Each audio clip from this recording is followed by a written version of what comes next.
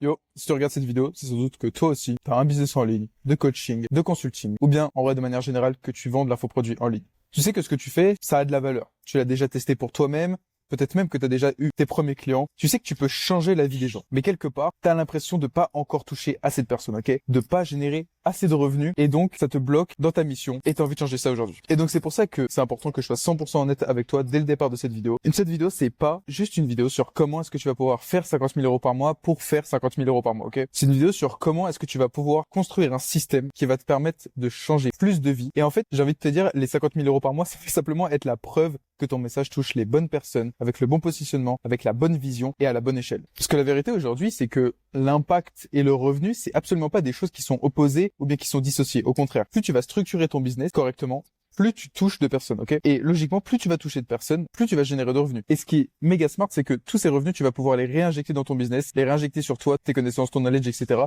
Et tu vas pouvoir aller encore plus loin dans ta mission, changer plus de vie, etc., etc. Et c'est exactement ce qu'on va traiter aujourd'hui. Je vais te détailler étape par étape, concrètement, comment est-ce que tu vas pouvoir construire une chaîne YouTube rentable, capable de générer plus de 50 000 euros par mois, même avec un faible nombre d'abonnés. C'est pas en devenant viral, pas même en ayant des millions de followers, en devenant le Yumi Denzel français, que tu vas pouvoir réussir à faire ça. T'as pas besoin de ça, ok? Je sais pas si je casse peut-être des barrières limitantes parmi les personnes qui vont regarder cette vidéo, mais en construisant une personal brand super nichée, vraiment ciblée avec un avatar méga précis, on y reviendra juste après, et en vendant des off tickets entre 1000 et 5000 euros, même plus selon la niche, que tu vas pouvoir faire ça. On va couvrir ensemble le branding, le business, le contenu et la vente, ok? 4 piliers et un seul système. C'est très important que tu comprennes que c'est 4 piliers qui fonctionnent ensemble, ok? C'est très bien d'être super fort en branding, mais si derrière t'as aucun business, que ton contenu est nul et que t'as aucun système de vente qui est mis en place, ton business va se casser la gueule. Imagine que c'est comme une chaise à 3 pieds, bon, ça n'existe pas, et c'est bien pour une raison. Bref, j'ai pas envie de vous faire perdre plus de temps que ça, on va directement passer à la première étape qui est le branding. Le branding aujourd'hui, qu'est-ce que c'est? C'est assez simple, c'est ce qui va te différencier et te distinguer de tous les autres. C'est aussi simple que ça. Aujourd'hui, dans ta niche, imaginons que tu sois coach sportif, si je te demande de penser à un coach sportif en particulier, tu vas forcément en avoir un en tête, un bien précis, et la raison pour laquelle tu as pensé à lui et pas un autre, c'est à cause de son branding. Okay. Le branding, c'est tout ce qu'il y a autour de ton business qui fait que tu te différencies des autres. C'est un petit peu ton critère différenciant, mais on y reviendra juste après. Que ce soit ta chaîne YouTube, ta landing page, tes réels, tes stories, etc., etc., ton contenu, même la façon dont tu vas parler aux gens dans tes DM, ça fait partie de ton branding, ok? Il est super important que ta brand, elle soit cohérente dans absolument tous tes contenus. Je te donne un exemple, on y reviendra juste après, mais tu peux être très formel dans ta manière dont tu vas parler, ou bien tu vas t'autoriser quelques blagues, tu vas t'autoriser quelques tics de langage, etc. Tout ça, ça fait partie de ta personnalité et donc intrinsèquement de ta brand. La raison pour laquelle c'est si important, c'est justement pour que tu te différencies des autres. Aujourd'hui, dans le marché francophone, mais dans le marché de l'infopreneuriat de manière générale, il y a des clones et des clones et des clones et des clones. À chaque fois que je parle avec des créateurs et que je leur demande un petit peu leur why, pourquoi est-ce qu'ils font ça, etc.,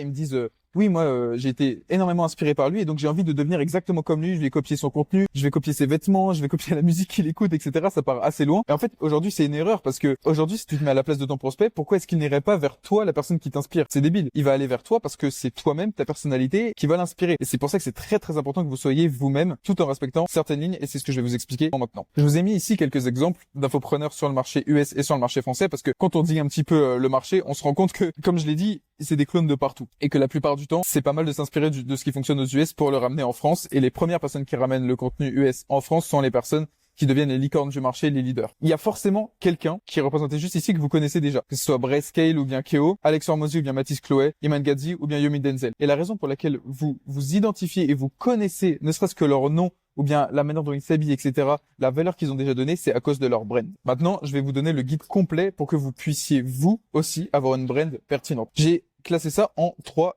piliers principaux. La personnalité, les couleurs et le lifestyle ou bien la valeur. On va commencer tout de suite avec la personnalité. En fait, c'est assez simple parce qu'en fait, c'est vous. C'est aussi simple que ça. Ça va être la manière dont vous allez vouloir vous présenter. Est-ce que tu veux être plus direct ou bien est-ce que tu veux être plus professionnel dans la manière dont tu vas parler? Est-ce que tu veux être plus décontracté ou bien authentique? C'est aussi simple que ça. Évidemment que ça ne se limite pas à ces 3 critères-là, mais c'est la personne que tu es au quotidien et comment est-ce que tu vas réussir à la matérialiser dans ton contenu. Ensuite, le deuxième pilier, ça va être les couleurs. Ça peut paraître très secondaire, ces thématiques des couleurs, mais en réalité, c'est ce qui va faire en sorte que les personnes vous retiennent vous et pas quelqu'un d'autre. Je peux vous donner l'exemple de Keo qui s'habille absolument toujours en noir, qui a ses 2 Lamborghini qui sont en noir. En fait, il est dans l'ADN un petit peu Batman, etc., très sombre, et c'est ce qui fait qu'on le reconnaît lui et pas quelqu'un d'autre. Parce que des personnes qui ont des Lamborghini qui montent sur les réseaux, il y en a 1 milliard, mais quelqu'un qui s'habille tout en noir tout le temps, qui a toutes ses vidéos, il a toute une brand qui lui appartient, et si quelqu'un se met à avoir des voitures toutes noires, etc., on va se dire mais pourquoi est-ce qu'il copie Keo? Simplement parce que son image de brand est tellement forte qu'on l'associe directement à ceci. Donc ce que je vous conseille de faire, c'est de choisir choisir 2-3 couleurs et de les utiliser le plus souvent possible, ok? Donc que ça soit dans vos titres, dans vos miniatures, dans vos stories, dans vos contenus. Ça peut même aller plus loin dans la manière dont vous habillez, pour reprendre l'exemple de Keo, dans la couleur de vos voitures, etc.,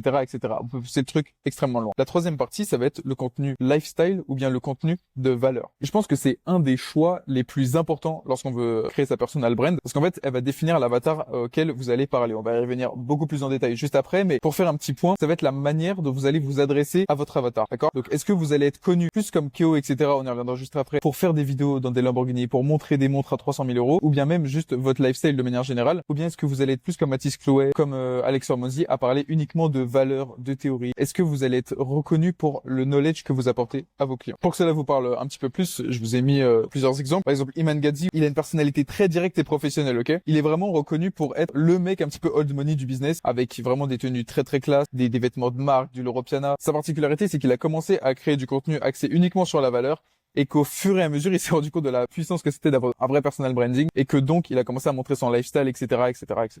Alors qu'à l'inverse, Alex Hormozy, c'est le mec qui est connu pour avoir fait 100 millions en un week-end grâce à son troisième livre. C'est le mec qui est connu pour donner le plus de valeur gratuitement sur le marché. C'est vraiment la licorne de l'infoprenariat de manière générale. Il a une personnalité extrêmement directe et professionnelle. Il va porter toujours les mêmes vêtements, avec sa casquette brandée justement au nom de sa marque, son tank top là, son débardeur, et sa chemise de bûcheron, et ça va être toujours la même chose en fait. Et il se focalise uniquement sur la valeur, ok? Il y a aucune de ces vidéos, vous allez jamais voir un Alex Hormozy en Lamborghini, etc., etc., etc. Et pour encore vous donner un exemple encore plus parlant, je prends l'exemple de Brayscale. Peut-être que certains d'entre vous ne le connaissent pas, mais du coup, c'est un mec qui fait du contenu sur le scaling. Et donc lui, à l'inverse, en fait, il va vraiment vendre le lifestyle plutôt que de la value. Il a des vidéos value. Ça veut pas dire, si on choisit le contenu lifestyle, que tout son contenu est impérativement lifestyle. On peut faire de la valeur aussi, mais c'est vraiment le groupe que vous allez choisir dans lequel la majorité de vos contenus vont être. Alors que lui, c'est vraiment 100% un lifestyle. Ça va être une personnalité sans filtre, super authentique, qui va parler beaucoup plus à une communauté de jeunes, un style streetwear, moderne. Toutes ces vidéos, c'est avec des supercars, avec des nouvelles montres, avec des beaux hôtels, avec des beaux restaurants, etc.,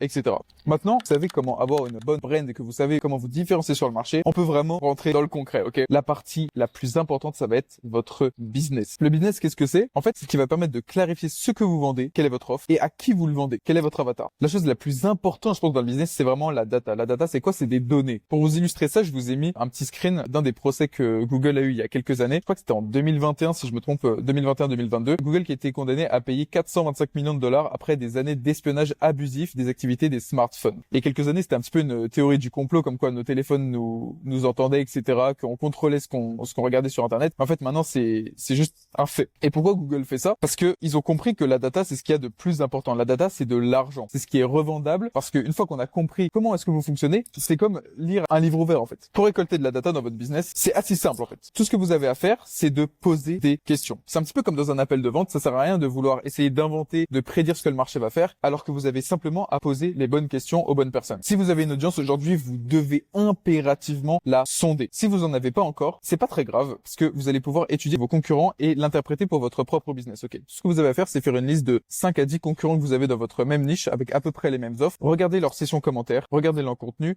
et regardez concrètement ce que disent les gens, ce que réclament les gens, etc., etc. Si vous avez une audience, ce que je vous conseille, donc peu importe l'audience, vraiment que ce soit une audience sur Twitter, sur Instagram, sur YouTube, même une newsletter que vous avez, ou bien une communauté school, Discord, etc., etc. Ce que je vous conseille de faire, c'est de faire une petite séquence de story avec un questionnaire. Moi, personnellement, j'utilise Tally. Vous pouvez utiliser Typeform, qu'importe, dans lequel vous allez récolter de la data, poser des bonnes questions, etc. On y reviendra juste après. Je vous donnerai une liste de questions que vous pouvez poser les plus importantes. Vous pouvez même prendre des calls. C'est quelque chose qui est possible, de réaliser des audits gratuits dans lesquels, au préalable, vous allez poser quelques questions, histoire de récolter de la data, de comprendre votre avatar, de comprendre quelles sont ses problématiques. Ça se trouve, vous allez vouloir vendre X, alors que votre client a besoin de Y. Vous ne pouvez pas le savoir tant que vous ne lui avez pas concrètement demandé. Une fois que vous avez réalisé votre questionnaire, il faut analyser tout ça. Ce que je vous conseille, c'est de créer un Google Doc, un Notion détaillé avec toute la data des formes que vous avez pu créer, ou bien même le transcript des calls que vous avez eu précédemment, pour pouvoir créer ce qu'on appelle l'ICP, donc votre profil de client idéal. Moi, personnellement, je fais ça sur Notion, mais vous pouvez très bien créer un Google Doc pour le faire, avec les questions. Personnellement, c'est les questions les plus pertinentes qu'il faut récolter. Combien est-ce que votre avatar gagne? Quelles activités ou services propose-t-il si vous êtes en B2B? La situation actuelle initiale de vos prospects, les résultats souhaités, la situation de rêve, quels sont les problèmes auxquels votre client fait face concrètement, etc., etc. Quelles sont les croyances limitantes, etc. Il y a beaucoup de questions, c'est les plus pertinentes. Et je me répète, mais c'est vraiment une partie ultra importante du processus parce que si vous ne connaissez pas votre client, que votre contenu ne trouvera pas d'écho. C'est-à-dire que vous allez vouloir parler à tout le monde, vous allez penser résoudre des problématiques alors que vous résolvez les problématiques de personne. Pour que ce soit plus concret pour vous, j'ai repris l'exemple de Brayscale. Brayscale, c'est quelqu'un qui s'adresse à un public extrêmement jeune, qui sont soit à l'université, soit dans une école, etc., qui ont un emploi 9 to 5 pour la plupart, qui travaillent de 8h à 18h,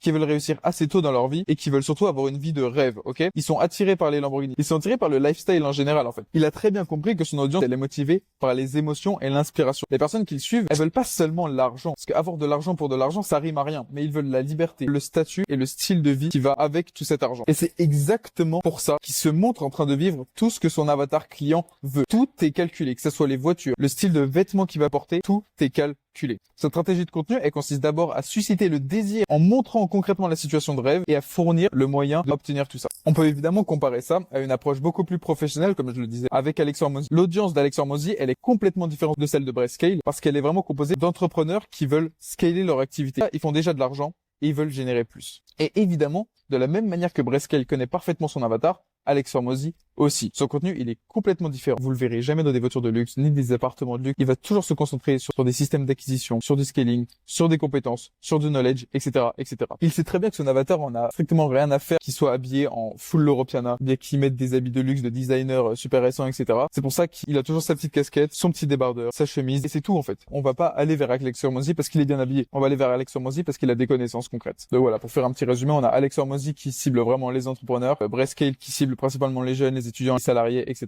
etc. C'est deux approches qui fonctionnent bien. Comme je le formule, on pourrait avoir l'impression que le format de Brayscale est un petit peu plus immature que Alex Hormozy, alors qu'en fait, c'est juste des approches qui sont différentes, mais qui fonctionnent exactement de la même manière en comprenant l'avatar. Et c'est exactement pour ça que les études de marché sont si importantes que ça. Vous devez comprendre à qui vous parlez, vous devez comprendre à qui vous vous adressez, vous devez comprendre les problématiques que rencontrent ces personnes. Sinon, vous allez juste parler à personne. Ok. Maintenant que vous savez concrètement comment créer une brand, comment fonctionne votre business, à qui vous devez parler, à créer votre ICP, etc. J'ai menti tout à l'heure, la chose la plus importante, c'était pas forcément le business, c'est vraiment le contenu. Pourquoi c'est la chose la plus importante? C'est simple, c'est parce que c'est là où tout le cash se situe, en fait. Et pour aller le récupérer, c'est très simple, il vous suffit de faire 3 variations de contenu. Le tofu, le mofu et le bofu. Alors qu'est-ce que ça veut dire? C'est top of funnel, mid of funnel et bottom of funnel. Donc en fait, je peux vous faire un petit dessin pour vous expliquer ça assez simplement. En fait, il faut voir ça vraiment comme un funnel, comme un entonnoir plutôt, avec le top of funnel juste ici, le mid of funnel juste ici et le bottom of funnel juste ici. Ça va vraiment permettre de trier vos prospects au fur et à mesure, mais c'est une fois de plus 3 choses qui fonctionnent complètement ensemble. Pour vous illustrer ça, j'ai pris l'exemple du coup de Keo, qui est une brand exceptionnelle et qui utilise à perfection le concept de tofu, de mofu et de bofu. Comment est-ce que vous allez pouvoir l'appliquer concrètement? J'ai pris un exemple sur 10 vidéos. Donc on parle de vidéos YouTube, hein. Je précise bien. La structure que vous allez pouvoir utiliser, c'est sur 10 vidéos, faire la moitié, 50%, donc 5 vidéos top of funnel, 3 vidéos mid of funnel et 2 vidéos bottom of funnel. Et maintenant concrètement, qu'est-ce que c'est le top of funnel? Le top of funnel, ça attire des nouveaux viewers qui ont jamais vu votre contenu auparavant, ok? Il s'agit vraiment de sujets généraux sur lesquels votre client idéal est susceptible de cliquer. La plupart du temps, c'est là où on retrouve les titres les plus putaclic, etc., avec des titres comme Semaine réalise dans la vie d'un millionnaire de 22 ans. Évidemment que ça attire l'attention, évidemment qu'on a envie de cliquer là-dessus. Il monte ses voitures, il monte ses montres. On a juste envie de cliquer, on est curieux, ça attire la curiosité. Keo reprend exactement la même structure que Brayscale, il va prendre du contenu qui est 100% lifestyle. Donc c'est vraiment toujours le même schéma, ça va être ses montres et ses voitures. C'est quasiment toujours les mêmes schémas. Il montre ce qu'il possède et en fait de manière générale il vit le rêve que la majorité des gens souhaitent vivre. Il a 3 Lamborghini à 20 ans, il vit avec ses potes et en fait l'objectif à travers ça il est assez simple, c'est d'inciter le plus grand nombre possible de viewers à consommer votre contenu et à se familiariser avec vous, avec le créateur. C'est pas du contenu qui va avoir une valeur extraordinaire sur papier, mais c'est du contenu qui va augmenter votre audience de manière générale. Et à la fin de ces vidéos, ce qui est conseillé de faire, c'est donc des CTA, des call to action, donc des appels à l'action pour regarder plus de contenu. Et par plus de contenu, j'entends du mid of funnel. Le mid of funnel, qu'est-ce que c'est? C'est ce qui est destiné aux personnes qui ont déjà vu du contenu et qui souhaitent en savoir plus sur ce que vous faites, ok? Ils ont été attirés par les Lamborghini, ils ont été attirés par les Rolex, etc., etc., etc., des montres à 300 000 euros, ils se disent, bon, ok, je veux ça, comment on fait? C'est des vidéos assez générales, mais qui parlent cette fois-ci du business plutôt que du lifestyle. La plupart du temps, ça va être des formations gratuites de plusieurs dizaines de minutes, voire même de plusieurs heures. Ici, la vidéo mid of funnel de Keo la plus vue, c'est sa formation complète en OFM, du coup, qui dure 1 heure. 100 000 vues sur une vidéo mid of funnel, c'est vraiment pas mal, surtout sur le marché français. L'objectif à travers le mid of funnel, ça va être d'éduquer, d'instaurer de la confiance et de l'autorité envers vous-même et envers le business model de manière générale. Et une fois de plus, à la fin des vidéos mid of funnel, ce qui est conseillé, c'est de faire un appel à l'action vers encore plus de contenu. Et de la même manière que on passe du top of funnel au mid of funnel, l'idée maintenant, ça va être de faire des CTA pour passer du mid of funnel au bottom of funnel. En fait, c'est vraiment important de se mettre dans la peau d'un prospect qui va arriver sur votre compte. Il va être attiré vers des Lamborghini, etc. Je prends l'exemple des Lamborghini, mais ça peut très bien être autre chose. Imaginons que vous soyez, je dis n'importe quoi, un coach de course à pied en montagne, ok? C'est absolument pas une niche qui est saturée, mais c'est une niche qui est valable. Les personnes qui vont vouloir faire de la marche à pied, elles vont être davantage attirées vers des vlogs en montagne, etc. Par exemple, je dis n'importe quoi, une semaine dans la vie d'un randonneur de 20 ans. Je suis certain qu'il y a des titres qui pourraient mieux fonctionner, mais c'est simplement un exemple. En fait, c'est vraiment super important de se mettre dans la peau du prospect et d'imaginer ce qu'il va faire quand il arrive sur votre compte. Est-ce que votre prospect, la première chose qu'il va vouloir faire, c'est vraiment d'avoir une vidéo détaillée sur un détail très technique du mécanisme que vous allez utiliser dans votre offre? Bah, pas forcément. Ça se peut, mais pas forcément. La majorité des personnes vont vouloir plutôt un format vlog, etc. pour commencer à apprendre à vous connaître, voir s'ils aiment bien votre vibe, ils aiment bien votre humour, ils aiment bien votre personnalité, etc., etc. Ensuite, une fois qu'ils seront attirés par votre contenu, ils seront un petit peu plus convertis par votre mid of funnel qui va les initier à votre business model, qui va les initier à la manière dont vous avez réussi à passer d'une situation A à une situation B.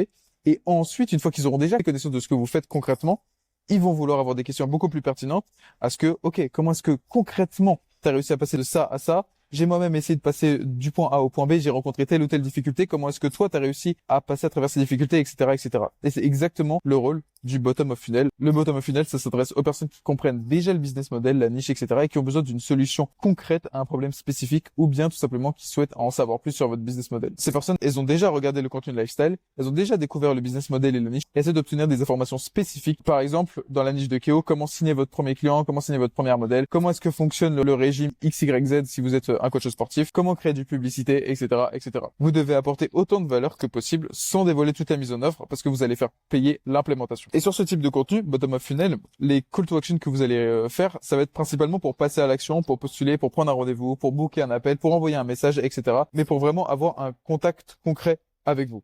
Non, c'est bien beau de savoir ça, le top of funnel, le mid of funnel et le bottom of funnel, c'est très important. Mais comment créer concrètement ce type de contenu? C'est un petit peu obvious, mais c'est la stricte vérité. Pour créer du contenu, vous avez besoin d'une bonne idée. Et ce qui est très important, c'est de ne pas vouloir réinventer la roue. La créer pour créer du contenu, c'est assez simple. Prenez ce qui existe déjà, apportez votre touche personnelle et ça fonctionnera forcément. Et il n'y a aucune honte à reprendre du contenu qui a déjà fonctionné, à reprendre des idées qui ont déjà été prises. Ça sert à rien de vouloir réinventer quelque chose à chaque fois, de flatter votre ego en vous disant « Oh, je suis le premier à avoir fait ça ». Parfois c'est bien, mais quand vous débutez, vous n'avez pas forcément les meilleures idées du siècle. Donc reprenez tout simplement ce qui se passe déjà. Pour vous illustrer ça, je vous ai repris l'exemple de 2 vidéos YouTube qui ont été créées à 1 an de différence à peu près.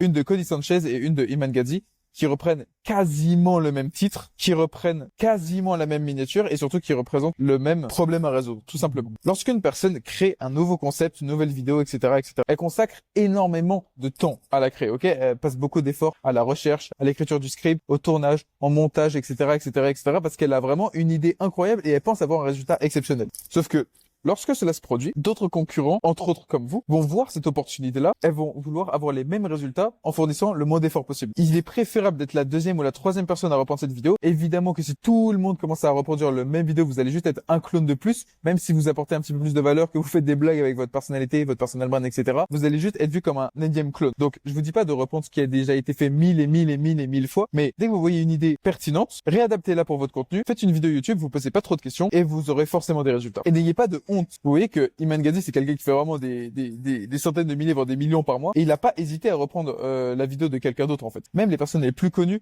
reprennent ça sur le marché US, sur le marché francophone. C'est quelque chose qui est extrêmement fait, donc n'ayez pas honte, reprenez du contenu, améliorez-le, apportez votre propre patte et tout se passera bien. Pour l'adapter concrètement à votre personal brand, il y a 3 piliers que vous pouvez utiliser: la miniature, le titre et le contenu de votre vidéo. Pour créer une miniature, il faut pas trop se prendre la tête. Le plus important, c'est qu'elle soit facile à comprendre, ok? Sur le feed YouTube, que ce soit la vidéo sur laquelle on a le plus envie de cliquer. Il faut qu'elle soit facile à comprendre. Il faut pas inclure le même texte que celui dans le titre pour créer un élément différenciant. Peut-être qu'il y a des mots qui vont plus résonner sur ceux de la miniature que sur ceux du titre. Donc, ça vous donne 2 fois plus de probabilité de pouvoir reach d'autres personnes. Et aussi, il est conseillé de pas inclure plus de 2 éléments dans une vignette. Restez simple et ça fera la différence. De la même manière, pour créer un titre, il faut pas trop se prendre la tête. Les gens, ils ont tendance à cliquer sur les vidéos avec le moins de majuscules. Vous avez sans doute vu des concepts de youtubeurs écrits tout en majuscules. Il faut savoir se différencier. Faites un titre tout en minuscule. Je pense que c'est ce que j'ai fait sur la vidéo que vous êtes en train de regarder. La plupart du temps, ça fonctionne. Il faut aussi essayer d'avoir un effet waouh un petit peu dans le titre. Pour reprendre l'exemple de la vidéo de Keo, semaine réaliste dans la vie d'un millionnaire de 22 ans. Millionnaire, 22 ans, c'est quand même assez rare dans le monde d'aujourd'hui. Donc, évidemment que ça attire l'attention. Et le dernier conseil que je peux vous donner, c'est de suivre les tendances. Évidemment, ça sert à rien de recopier pour la 50e mille fois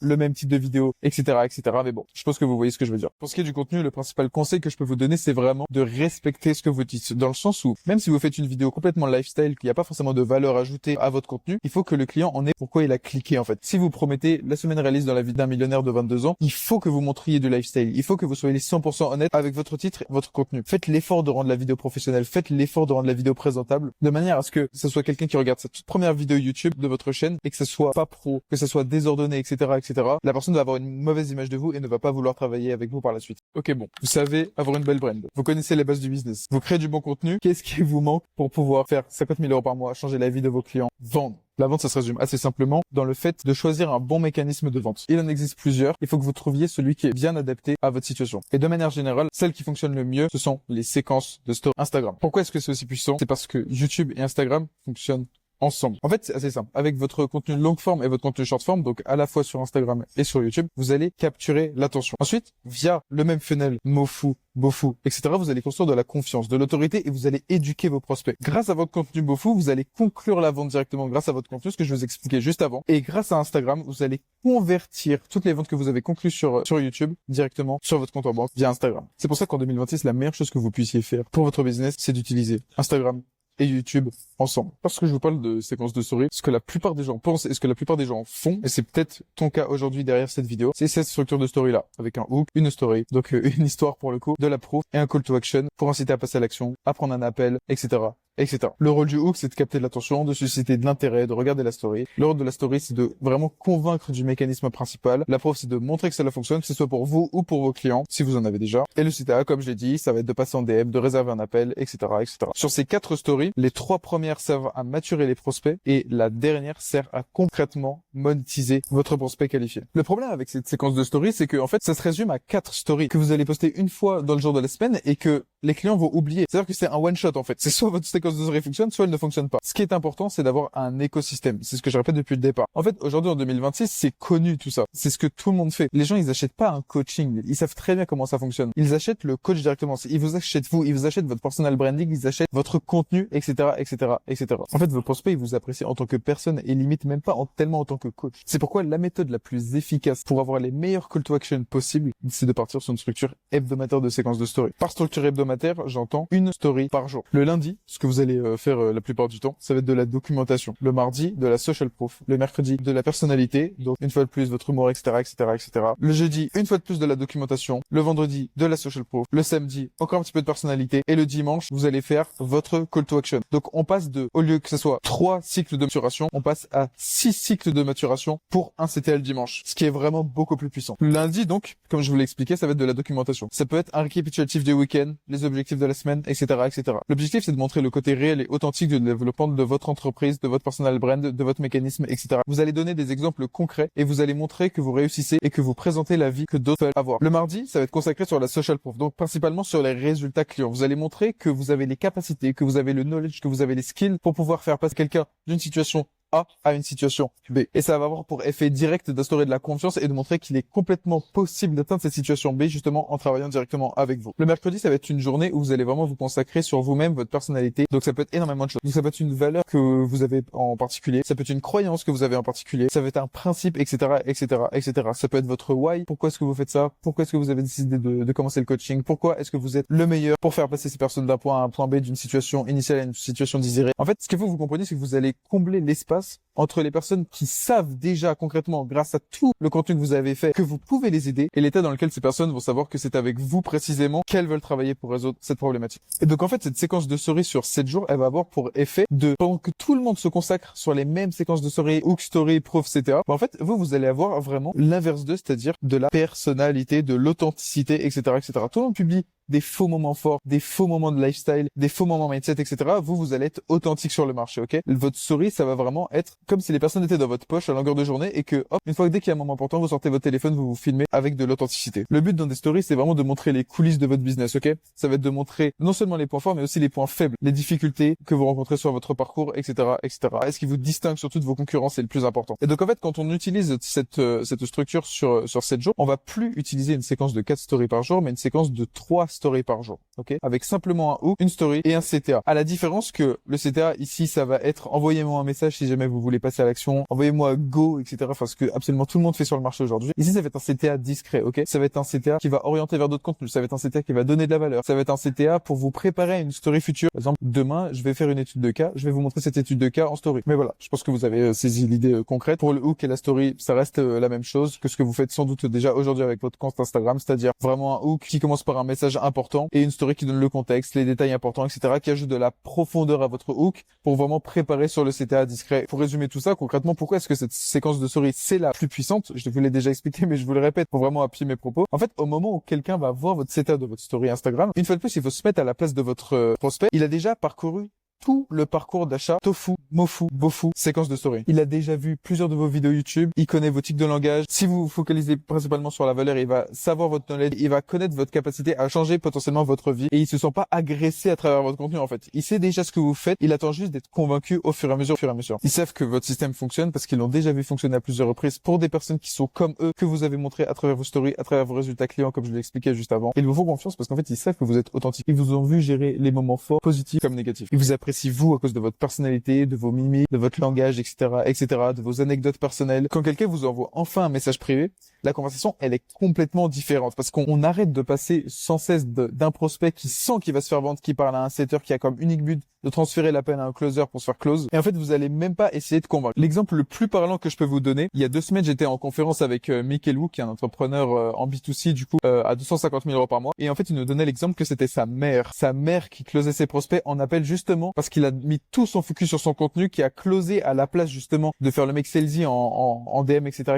Et qu'en fait, sa mère, elle était juste employée dans sa boîte en tant que vraiment caissier. C'est-à-dire que juste, elle se posait dans les DM de Michael Wu et qui récupérait les paiements parce que les personnes étaient déjà convaincues, elles avaient envie de bosser avec Michael. Et c'est exactement ça, le but de votre contenu, le but de l'écosystème, le but de ce sur quoi je vous parle depuis déjà plusieurs dizaines de minutes. La conversation de vente, elle devient super facile parce que vos stories, vos contenus, elles ont déjà fait tout le travail préparatoire. Chaque objection a été traitée, chaque doute a été dissipé et la confiance, elle est établie au fur et à mesure de séquences de stories, au fur et à mesure de contenu sur des semaines et des semaines et des semaines et des semaines et des semaines. Les stories Instagram, elles ne font pas vendre. Elles sont que le déclencheur final qui pousse quelqu'un à passer à l'action, ok? Et ça, c'est très très important à comprendre. Et c'est là, en fait, toute la puissance de ce système, c'est-à-dire que vous n'avez pas à créer du contenu pour vendre. Vous avez à créer du contenu pour éduquer petit à petit votre audience et qu'en fait, à un moment donné, bam, vous allez employer le bon mot, vous allez employer la bonne formule, vous allez employer le bon exemple, vous allez faire la bonne étude de cas. Le prospect va se sentir ciblé, il va avoir déjà confiance en vous et il va passer à la caisse directement et vous allez pouvoir changer sa vie et vous allez pouvoir changer votre vie directement de par l'argent, de par l'impact que vous avez sur le monde. Donc voilà, suite logique de ces séquences de story, ça va être du coup la structure en vente par DM. Même si vous allez avoir l'impression de parler potentiellement à un ami qui a juste envie de bosser avec vous, c'est quand même important d'avoir une structure. C'est un workflow qui est possible d'utiliser pour vous, que vous pouvez partager à vos setters, etc. et qui fonctionne vraiment extrêmement bien. C'est un workflow en 6 étapes. Le message initial, vérifier si le lead est qualifié, identifier les besoins, donc c'est très très important, c'est un petit peu la même chose, qualifier, identifier les besoins, la transition vers un call de vente, la proposition de call, le call booké. À partir du moment où vous avez réussi à booker un call, partez du principe que vous avez 100% de closing. Parce que si votre contenu est suffisamment pertinent, vous avez déjà réussi à faire toute la sales avant même que le prospect réussisse à booker un call. Et le fait qu'il book un call avec vous, c'est quasiment simplement parce qu'il a besoin de quelques précisions, etc. C'est ce que j'ai marqué juste ici. Ces appels devraient plutôt ressembler à des appels d'intégration, à des appels d'onboarding, simplement quelques questions, parce que c'est déjà des prospects qui sont déjà qualifiés, qui sont déjà prêts à acheter exactement votre offre. Je vous ai mis ici quelques automatisations que vous pouvez faire en automatique et manuellement, fait pas votre setter ou bien par vous si vous n'avez pas de team encore actuellement avec vous. Donc voilà, pour passer assez rapidement là-dessus, je pense que je vais même pas le lire, mais voilà, c'est des choses que vous pouvez mettre en place qui vont vraiment augmenter votre call booké, évidemment. Je vais passer assez rapidement là-dessus, mais voilà, vous pouvez mettre pause à chaque fois. En gros, c'est des automatisations qui vont vous permettre d'avoir le moins de no-show possible et voilà. Ce qui est important, c'est d'avoir vraiment un workflow de prêt automatique, que ce soit avec une IA, etc. Enfin, qu'importe ce que vous utilisez, si vous êtes plutôt sur N-Itain ou bien sur GoHighLevel, enfin, qu'importe ce que vous utilisez, honnêtement, le but, c'est d'avoir vraiment des bonnes automatisations de manière à ce que le prospect, bien que le contenu est déjà vendu auparavant, ne fasse pas l'erreur que serait de faire un no-show et de simplement pas venir au call. Et donc voilà, c'est cet exact écosystème que vous allez pouvoir mettre en place dès aujourd'hui, dès ce soir, ça dépend à quelle heure vous regardez la vidéo, pour vous générer des dizaines de milliers d'euros par mois, changer des vies. Et voilà, avoir un impact positif sur le monde, tout simplement. Bon, je termine cette vidéo, je suis pas au même endroit, je suis pas habillé pareil, mais bon, faut pas faire attention, c'est qu'un détail. Le plus important, c'est que grâce à tout ce que je viens de vous présenter, vous allez pouvoir l'appliquer quand vous voulez, dès aujourd'hui, dès ce matin, dès ce soir, ça dépend à quelle heure vous regardez la vidéo. Mais voilà, grâce à ça, vous pouvez concrètement lancer une chaîne YouTube, changer des vies et faire 50 000 euros par mois, vraiment de manière pérenne. Et tout ce que je viens de vous présenter, c'est exactement ce que je fais avec les créateurs avec lesquels je m'associe. Après, c'est sûr que quand je m'associe avec un créateur pour bosser directement sur son business, on va beaucoup plus en détail. On met en place ce qu'on appelle le product market fit, donc avec la mise en place d'un écosystème niché. On abuse de la règle 7, 11, 14, qui est une règle de Google qui dit qu'un prospect achète au bout de 7 heures d'exposition à un contenu réparti sur 11 interactions, donc 11 touch points et 4 canaux différents, donc 4 plateformes différentes la plupart du temps. On met en place des séquences de story, on met en place un funnel pour concrètement maturer, éduquer les prospects à travers du contenu long, du contenu court, etc., etc.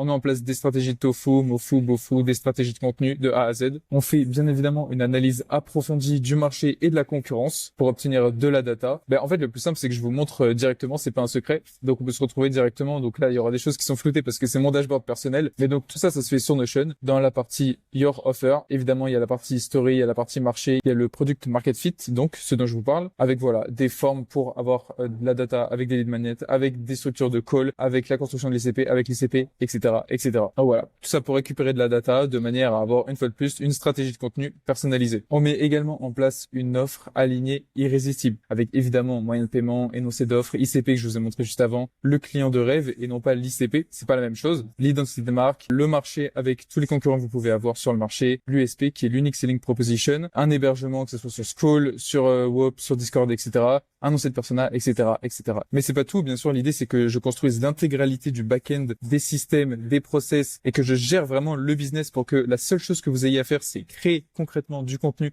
et changer la vie de vos clients. Donc je mets en place un live shift system avec bien évidemment un funnel basé sur de la data, data qu'on a récoltée juste avant comme je vous l'expliquais.